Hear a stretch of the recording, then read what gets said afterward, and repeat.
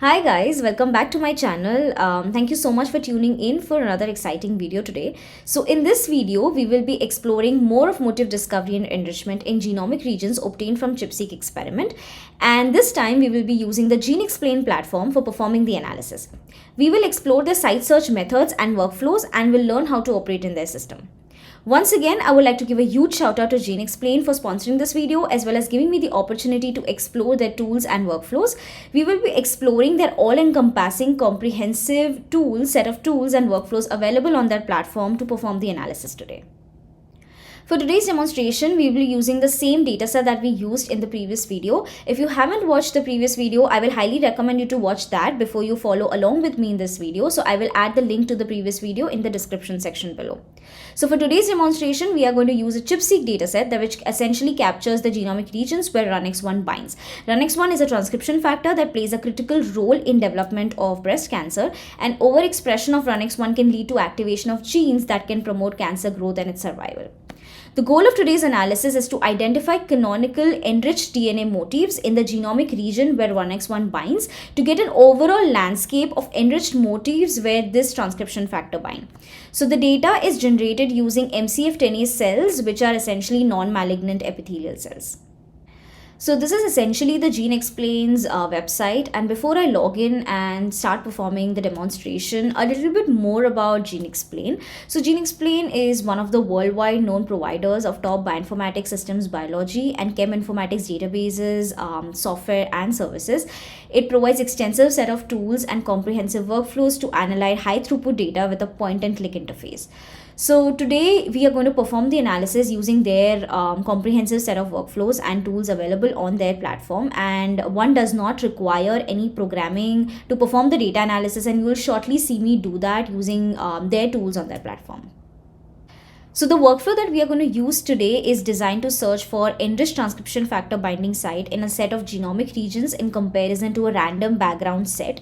And with this workflow, one can analyze sequences from not only human but other model organisms like mouse, rat or zebrafish. Positional weight matrices from TRANSFAC databases will be used to find enriched binding sites in our regions of interest. TRANSFAC is the most comprehensive database on eukaryotic transcription factors, their genomic DNA binding sites and DNA binding profiles. If you're not sure about what position weight matrices are, then I will refer you to the previous video where I go into the details of that, and you will find the link to the previous video in the description section below. So now let us go ahead and log in into their portal. So I'm going to enter my username and password to log in. geneXplain's platform is freely available for everyone, so anyone can create an account and access certain methods and workflows for free. So essentially once you log in, this is what you get to see. So just to orient you to this platform, this is essentially the main working area, and here you will be able to see there are workflows and tools that are grouped according to various categories like type of high throughput data or sequence analysis or pathways or genomic variants, or you can also get a complete list of workflows that are available on that platform. So to quickly show you an example, if I click on NGS, it will show me, according to the high throughput data, it will show me the list of available workflows that I can use to analyze that specific data type. The panel on the left essentially shows the tree area, which shows a collection of the databases, the data sets uploaded for analysis, as well as the available methods under the analysis tab. There are several example datasets that are available, which is very helpful to test run a workflow and understand the output before running the actual analysis. The menu at the top provides context-dependent set of tools to perform specific operations, and you will see me using some of those in my demonstration. The panel at the bottom here, this section essentially gives us more information about the data file and the analysis method. And this is the operations field, which again provides certain context-dependent operations which can be used for your analysis, and you will see me using those as well in my demonstration. Lastly, they also have this menu, this help option in the menu bar, where essentially you will get access to their extensive user manual, where they have descriptions of databases, their workflows, and also explain the output for various workflows. So this is extremely useful if you want to look up any method or workflow before you intend to run it. So let us start by uploading our data first. So under the data tab, I will go under projects and I have a project under my name which has a data folder. So essentially this is the folder where I will be uploading my data files. So either I can right click on the data folder and import my files here, or I can also use the import button from the menu bar here. Either way works. So I will click on import, and I've already downloaded the data for this demonstration. So if you want to know more about how to download the data and what data set are we using, I will recommend you to check out my previous video, and the link of that video can be found in the description section below. So we will be using the data from our file system. So I'll be clicking on the computer and will be browsing to the location to upload the file. So this is the file that I will be using today. While uploading your files, please make sure that there are no additional lines in your peak files. If there are, then you can either get rid of them prior to the upload, or you should know from where your genomic regions begin, and you can provide that row number to the import utility, so that genexplain's platform's import utility will be able to exclude those or skip those lines while importing your data. In our case, the genomic regions begin from line 30. So I will be providing the header row index as 30. And the following row will be the first data row index. For the column for ID, we will want to create unique IDs, and we would also want to check the box which would add suffixes to repeated IDs. And let's start with the upload. So as you can see that we have imported our peak files, and this file has over 13,000 entries. So the purpose of this demonstration, I'm going to subset this file and only retain highly enriched peaks. So let us create a set of highly enriched peak by filtering this file on fold enrichment. And in order to do that, we'll be using the filters option in the bottom panel. And here we can construct an expression to filter. So we would essentially set a threshold for the fold enrichment and filter the peaks that are above that threshold. So the column would be the fold enrichment, and the threshold that we will be using is 10. So essentially we would want to retain the peaks that have at least 10-fold enrichment of signal enrichment compared to the control. So now let us apply these filters. So now that you can see that we are left with only 519 entries, and now we would want to essentially export these peaks. So I will be renaming this file as enriched peaks, and we'll be saving this set of peaks as a separate file in our project folder under the data folder. So now you can see that we have two files, and essentially these are the enriched peak files that we will be providing as an input to our workflow. Now let us check the input requirement of the workflow that we intend to run to make sure that our input is in the right format. So let us go back to the start page and click on ChIP-Seq. Under ChIP-Seq, we have various workflows under Analyze ChIP-Seq Peaks, and essentially we would like to run Identify Enriched Transcription Factor Binding Sites in ChIP-Seq Peaks using TRANSFAC.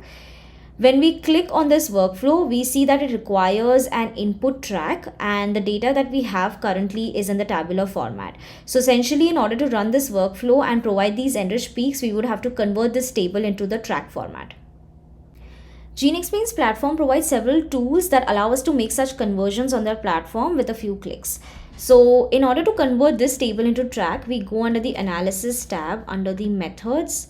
We have a data manipulation section, which essentially has a lot of tools that allow conversion into different formats. So here we will be using Convert Table to Track utility, and here we provide the input table. So that is the enriched peaks. The from column will be the start. The to column would be the end coordinates. For the sequence collection, since the genomic build for this dataset is HG38 and we get that information from the NCBI Geo record, we will be using the HG38 sequence collection, which is Ensemble Human 100. And under the sequences, we can drag the sequence collection here. and this would be the output track. So we will now run this utility. Now that this is finished running, we see a peaks track has been created here, and this track essentially allows us to visualize the peak in a genome browser. We can jump to a specific region and see whether runx1 binds, and this essentially indicates that the table has been converted into a track format, and this is the track that we will be essentially providing as an input to our workflow. So now that we are ready to run the workflow, let us first close all the additional tabs here. So this is essentially the workflow that we'll be running, and here we provide the input track. So this is our input track, and the species here is human. The sequence source is EG38, so similarly we provide the same sequences. For the profile, we will be changing it to vertebrate human P0.001. So essentially this profile is a set of collection of the position weight matrices, which are essentially the motif sites. And the differences between, and we chose this collection because this is essentially a redundant set of collection, and we chose this because we want a more comprehensive search across the profiles above a certain threshold. If you want to know more about what are the difference between various collections, I will recommend you to check out the user manual, where they have provided a detailed explanation on these collections and the differences between them. And now that we have set all our parameters here, let us run the workflow. Another cool feature is that you will be able to see the progress update on the diagrammatic representation of the workflow in the bottom panel, and this is extremely useful and helpful in understanding what steps are performed and how each input is processed and utilized to give you the results. So now that our workflow has finished running, you will be able to see there is a new folder that is created in your data folder. And if you expand this folder, you will be able to see there are additional tables and tracks that are created by your workflow, which are your resulting tables and tracks that are stored under this folder. So let us first take a look at the site search summary results. So just to orient you to this table, so here each row corresponds to a position weight matrix, that is the transcription factor binding sites, all the transcription factor binding site recognized by one position weight matrix. And the second column, so these are the ID for the position weight matrix. The second column is the yes density per 1000 base pair, and the third column is no density per 1000 base pair. So basically these are the normalized values, the matches that are normalized per 1000 base pair. So essentially this ratio gives us a value of how strong an enrichment do we see for a particular transcription factor binding site in the yes regions, the regions that are of our genomic, that are of our interest, which are basically the genomic regions where runx1 binds, and the no regions are the background. So basically this is a yes to no ratio, which basically gives us an enrichment of the matches for a particular transcription factor binding site in our regions of interest. The matrix cutoff values are calculated by the program at the optimization steps and are shown in the model cutoff column, and these are the p-values. Now if I were to sort this table according to the p-values, it is promising to see that the highly significant motifs are AML1, and AML1 is an alias for runx1. And this is an expected finding, as the genomic regions we have essentially captures the runx1 binding. Now, since these cells are non-cancerous cells, this probably gives us an overview of the other transcription factors that might be binding and interacting with runx1 in a non-cancerous state. And dysregulation of these interactions could potentially lead to disease progression in breast cancer. In addition to the site search summary, let us also take a look at another table that is generated by this workflow, that is transcription factors ensemble genes. So essentially this table provides us with a transcription factor that recognizes position weight matrices. So here we have the gene symbol for the transcription factor, the gene description, and the ensemble IDs. And the site model IDs are the IDs for the position weight matrices that are recognized by a particular transcription factor. So essentially these IDs. And the following columns provide the similar information as we discussed in the site summary results. So if we were to sort this table according to the p-values, Among the highly significantly enriched transcription factors, apart from RUNX1, we get an interesting hit, that is CBFB. So this transcription factor is of particular interest because it has been previously reported that CBFB binds with RUNX1 and transcriptionally represses the oncogenic notch signaling pathway. Notch signaling pathway is one of the most commonly activated signaling pathway in cancer cells. So this is of particular interest, and it has been reported that CBFB acts as a tumor suppressor protein just like RUNX1. CBFB recognizes these position weight matrices, so let us inspect them in further detail. So let us select these matrices from the site search summary results. So 1, 2, 3, and 4. Out of the 4 matrices that the CBFB recognizes, 3 of them start with PEBP. So we'll try and get at least these 3 matrices, position weight matrices, and inspect them in further detail. So we go to the site search summary results, and here we use filters. And we would want to filter in such a way that a column would contain a substring, and it would be using the column ID to look for PEBP because that is the substring that these IDs contain. And let's apply these filters. So when we apply these filters, these are the 3, essentially these 3 matrices that come up. And now let's select them and click on this button in the toolbar, which is the report on selected matrices option. So let us click on that. So once it finishes running, you will be able to see a table that looks like this. So essentially this allows us to visualize the transcription factor binding site in each peak across genomic regions. And here the first 2 columns are ID and symbols. So here basically it's showing the peak IDs, but if you were to perform the site searching using gene list, then the IDs and the symbol would be providing you with the ensemble gene IDs and the gene symbols.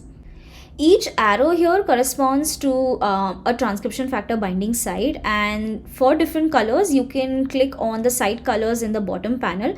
It basically will give you information on what these colors are. So the gray ones are corresponding to this matrix, the blue arrows correspond to this matrix, and the red arrow corresponds to this position weight matrix. So essentially each of these colors correspond to a particular transcription factor binding site, and it provides us with information on where these binding sites are. Some are located in the gene region, some are located in the intronic regions.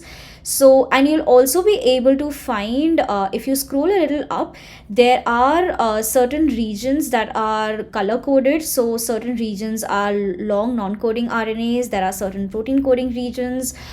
So this really helps us in understanding where these transcription factors are binding, or rather you'll be able to see where these transcription factor binding sites are present.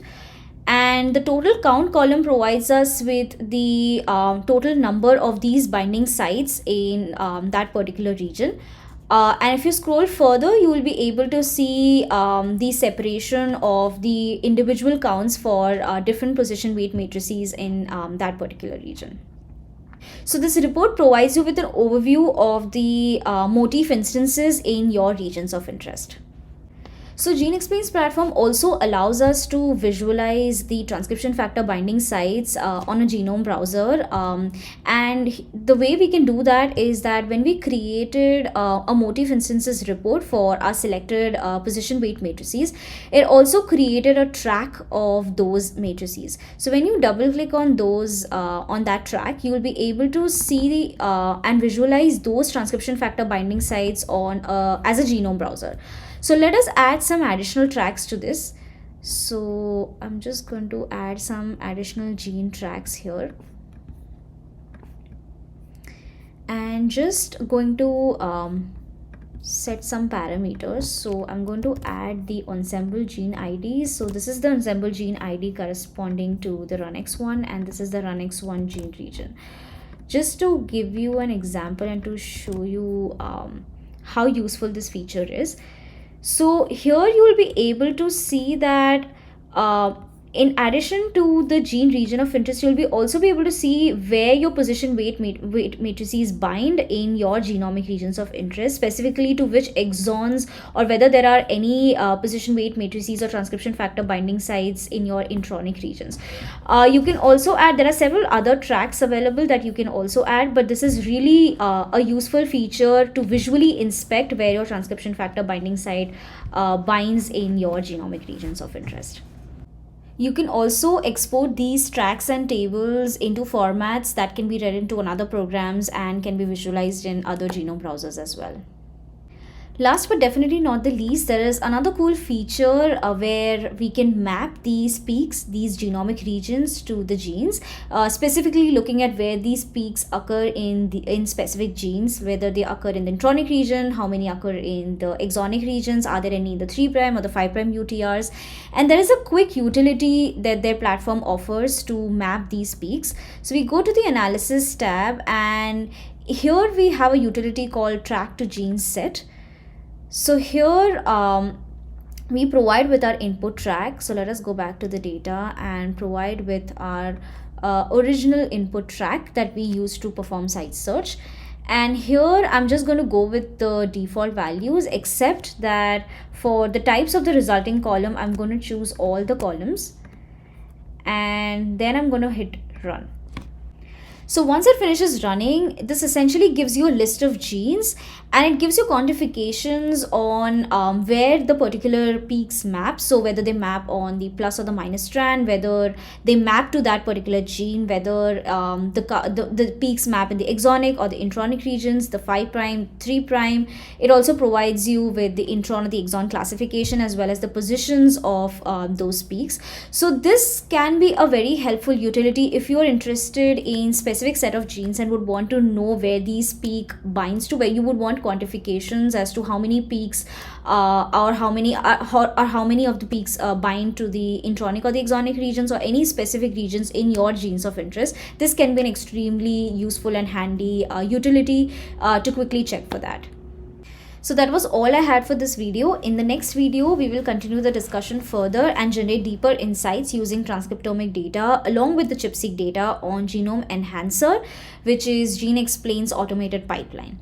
If you haven't watched the previous video, please make sure you check it out. I will add the link to that in the description section below. If you enjoyed this video, please consider giving it a thumbs up. Don't forget to subscribe to my channel for more bioinformatics related content. If you have any questions or suggestions for topic, please feel free to leave that in the comment section below, and share this video with your friends and co-worker if you found this video helpful. Please stay tuned for the next part, where we'll be exploring this further using Genome Enhancer. I appreciate your support, and I'll see you in the next video.